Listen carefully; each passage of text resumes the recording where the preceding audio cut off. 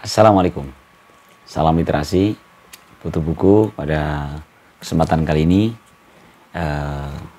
tentang buku Muhammad Hatta untuk negeriku, sebuah autobiografi.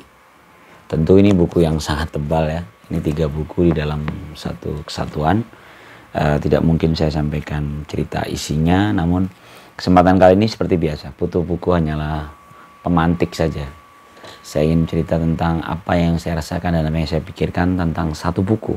Jadi bukan isi bukunya ya, bukan isi bukunya saja, karena menjelaskan isinya apalagi bukunya Muhammad Hatta ini adalah PR yang berat buat saya nih kalau menyampaikan semuanya. Ini terbitan tahun 2011 ya, penerbit Kompas. Saya memiliki buku ini justru kenang-kenangan dari seorang teman sesama penggiat literasi, Mas Fatkul Huda. Jadi dia yang pindah dari kantor meninggalkan saya, tapi justru malah memberikan hadiah.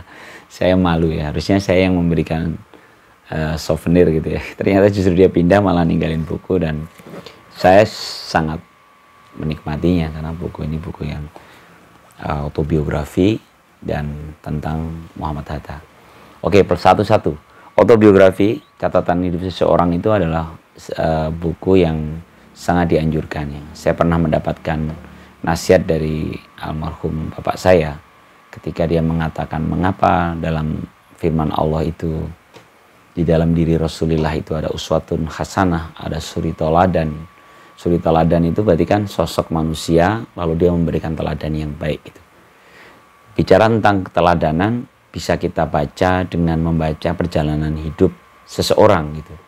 Jadi waktu itu bapak saya memberikan nasihat untuk bacalah buku-buku autobiografi, karena itu kita menangkap suri teladan dari tokoh-tokoh yang dituliskan dalam buku itu, sehingga buku ini menjadi salah satu makanan, santapan nutrisi literasi yang sangat bergizi. Nah, buku ini ada 3 buku ya, dalam satu jilid ini ada 3 buku untuk negeriku, sebuah autobiografi, dan ditulis langsung oleh Muhammad Hatta sendiri. Nah, buku yang pertama adalah ini Bukit Tinggi Rotterdam lewat Betawi. Ini kisah hidup masa kecilnya Muhammad Hatta sampai dengan kuliah di luar negeri, kuliah di Eropa. Di sini digambarkan beberapa penggalan kisah yang masa kanak-kanak yang membuat apa yang tertangkap oleh Muhammad. Satu contohnya, ketika ada peristiwa di Minang ya, ini dituliskannya dengan sudut pandang yang sangat personal ya, karena yang nulis Bung Hatta sendiri ya. Waktu kutanyakan kepada pamanku, apa sebab ada penjagaan serdadu dekat rumah? Dan apa sebab orang-orang yang lewat diperlakukan seperti itu? Ia ceritakanlah peristiwa pajak, plakat panjang, dan perang Kamang itu. Tidak banyak yang bisa kutangkap dari apa yang diceritakannya itu. Yang teringat bagiku hanya katanya, Belanda tidak dapat dipercaya, ia melanggar janji. Dalam jiwaku tertanam perasaan Belanda jahat. Inilah kesan yang ditimbulkan oleh peristiwa jembatan dalam kalbuku. Jadi Muhammad Hatta menuliskan bagaimana kesan dalam hatinya saat masih kecil tentang bagaimana Belanda yang menurut dia buruk ya, karena dia melanggar janji. Jadi itu ada di buku ini, di buku yang jilid pertama ya. Nanti jilid 1 ini tentang masa kecilnya Bung Hatta sampai dengan dia sekolah di Rotterdam ya, 1930. Kemudian jilid 2 nanti berisi, jilid 2 itu adalah menuju gerbang kemerdekaan ya. Sorry, ini buku 3 dong. Buku 2 adalah berjuang dan dibuang. Nah, ini buku kedua. Ini bercerita tentang perjuangan Bung Hatta di tanah air sampai ditangkap dan dibuang ke Digul dan Banda Neira. Di Banda Neira ya. Hingga 1942. Kemudian di buku jilid 3 berisi menuju gerbang kemerdekaan. Ini sudah menuju kemerdekaan, yaitu dari peran Bung Hatta dalam persiapan kemerdekaan dan kisah perjuangan diplomatiknya hingga konferensi meja bundar 1949. Jadi kalau di sampul awalnya ini, di sampul belakang itu dituliskan, karena begitu serius rupanya, esok paginya tanggal 18 Agustus 1945, sebelum sidang panitia persiapan dimulai, ku ajak Ki Bagus Hadi Kusumo, Wahid Hasim, Mr. Kasman Singodimejo, dan Mr. Tengku Hasan dari Sumatera mengadakan suatu rapat pendahuluan untuk membicarakan masalah itu, supaya kita jangan pecah sebagai bangsa. Kami mufakat untuk menghilangkan bagian dari kalimat yang menusuk hati kaum Kristen dan menggantinya dengan ketuhanan yang Maha Esa. Apabila suatu masa yang serius itu membahayakan keutuhan negara, dapat diatasi dengan sidang kecil yang lamanya kurang dari 15 menit. Itu adalah satu tanda bahwa pemimpin-pemimpin Islam tersebut pada waktu itu benar-benar mementingkan nasib persatuan bangsa. Ini kisah di menjelang lahirnya konstitusi kita, ya, kasus Piagam Madinah. Indah sih menurut saya itu, ya. Itu kan sudut pandang yang sering disoroti, kelemahan Bung Hatta, ya. Padahal sebenarnya itu justru kearifan dia dalam membaca, mencari titik temu, melanjutkan semangat persatuan di dalam Sumpah Pemudanya. Kemudian ada satu yang menarik, ya, dalam, saya nyomot-nyomot aja ya, karena kan ada 3 buku, ya. Ada 3 buku. Ada catatan menarik tentang perjuangan melalui tulisan, ya, yang dituliskan oleh Bung Hatta, ya. Bagaimana perjuangan saat itu dengan Bung Hatta begitu dekat dengan masyarakat, tapi juga memiliki pemahaman yang luas gitu, sehingga dia bisa menyampaikan kondisi yang ada di bawah itu ke pemerintahan Belanda maupun pemerintahan Jepang. Jadi ketika perubahan dia termasuk yang ini. Ada yang menarik dalam tulisannya tentang seorang pemimpin. Nilai seorang pemimpin menduga perasaan rakyat dan memberikan jalan kepada perasaan itu keluar kewajiban yang amat sulit dan susah. Itulah kewajiban leadership. Caranya memenuhi kewajiban itu bergantung pula pada waktu dan tempat. Ambillah sebagai contoh sejarah Rusia sebelum Perang Besar. Ambillah sejarah Italia sebelum bersatu dan merdeka. Ambillah pula sejarah Indonesia itu sendiri. Apa yang kita katakan itu ternyata terjadi semuanya. Ya. Rakyat yang banyak pada mulanya tidak tahu bergerak apa-apa. Ya. Sungguh pun sakit dan gusar ditanggunginya hampir tidak tertahan lagi. Jadi rakyat yang sudah terlalu biasa diam itu, siapa yang bisa membuat bergerak adalah kaum terpelajar. Jadi tugas kaum terpelajar adalah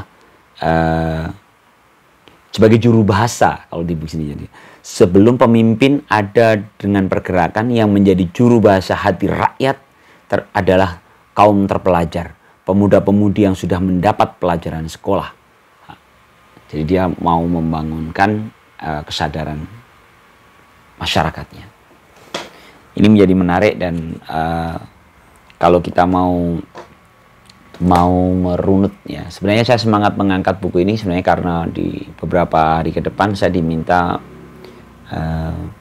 menyampaikan materi tentang pentingnya literasi dalam satu komunitas baca gitu, ya.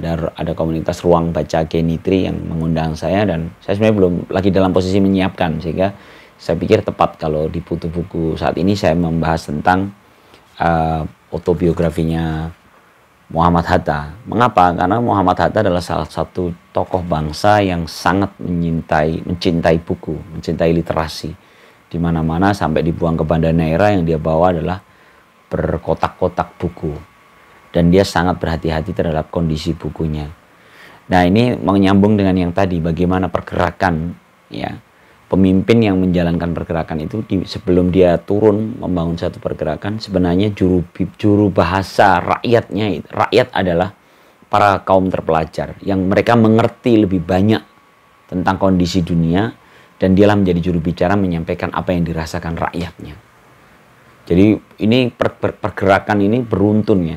Jadi Bung Hatta ini kalau di buku khususnya di buku yang kedua kalau nggak salah, ya, itu dituliskan betul perjuangan Bung Hatta dalam berperang melalui tulisan.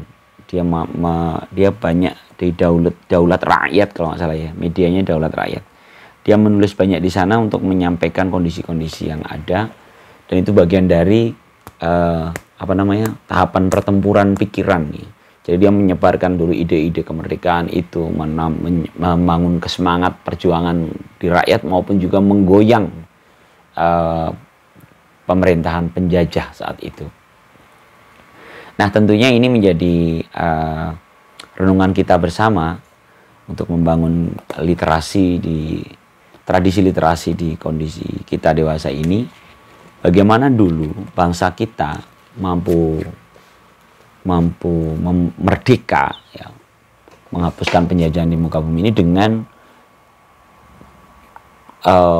tokoh-tokoh yang hampir kebanyakan dari mereka adalah para penggiat literasi, para penikmat literasi. Mereka rajin membaca dan mereka rajin menulis, ya. Sebutlah Bung Karno, Bung Hatta, Tan Malaka, Sultan Syahrir, ya, Amir Syarifuddin. Ya.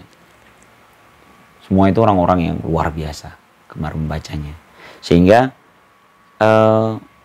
saya ingin dalam forum ini mungkin ya ingin menyampaikan kepada rekan-rekan, tolong kembali kita bangun tradisi literasi di antara kita. Pentingnya membaca ini banyak sekali, ya. Kita menjadi lebih luas wawasannya, lebih bijak, ya, tidak mudah terbawa arus viralitas, arus massa yang mungkin justru negatif. Kemudian ya seperti tadi, peran juru bahasa rakyat itu ada di kita, para orang-orang yang terpelajar dan orang-orang yang mau mengkonsumsi tradisi literasi dengan benar, ya. Karena itu semakin banyak warga bangsa yang melek terhadap literasi, mau membaca banyak buku, mau berdiskusi dengan kepala dingin, ya, maka kita sudah semakin kebayang, ya, langkah-langkah ke depan sebagai bangsa ini. Jika dulu di zaman Bung Hatta maupun zaman Bung Karno, Sultan Syahrir dan Tan Malaka adalah bertemakan kemerdekaan, maka mungkin di saat ini adalah bagaimana kita menjadi bagian dari negara yang memiliki peran penting dalam kebijakan dunia. Saya pikir semua berangkat dari membaca. Bahkan kalau di antara tokoh-tokoh yang disebutkan tadi, Muhammad Hatta ini termasuk tokoh yang paling dekat dengan buku, dan dia seorang yang sangat hati-hati dalam pengambilan keputusannya. Di buku ini juga diceritakan bagaimana suasana kebatinan, suasana saat hari-hari terakhir menjelang proklamasi yang Bung Hatta dan Bung Karno diculik oleh anak-anak muda, ya. Di situ ada percakapan-percakapan yang menarik di sini, ya, buku ini tentang perbedaan, ya, semangat yang menggebu-gebu dari yang muda dan kehati-hatian dari para sesepuh, ya. Dan tentu mereka akhirnya menemukan titik temu, dan alhamdulillah kita merdeka dan kita seperti merasakan saat ini. Tentu kita membutuhkan Bung Hatta masa kini, orang-orang yang mau terus membangun tradisi literasi sehingga bisa mendorong bangsa kita menjadi bangsa yang hebat di kancah dunia, menjadi bagian dari 5 besar dunia. Mungkin itu, ya. Sorry ini saya nggak ngomongin isi buku ini karena memang banyak banget dan mungkin kayaknya nggak akan cukup kita bahas, ya. Kita nanti satu-satu lah kita ini. Ya, mungkin itu. Salam literasi.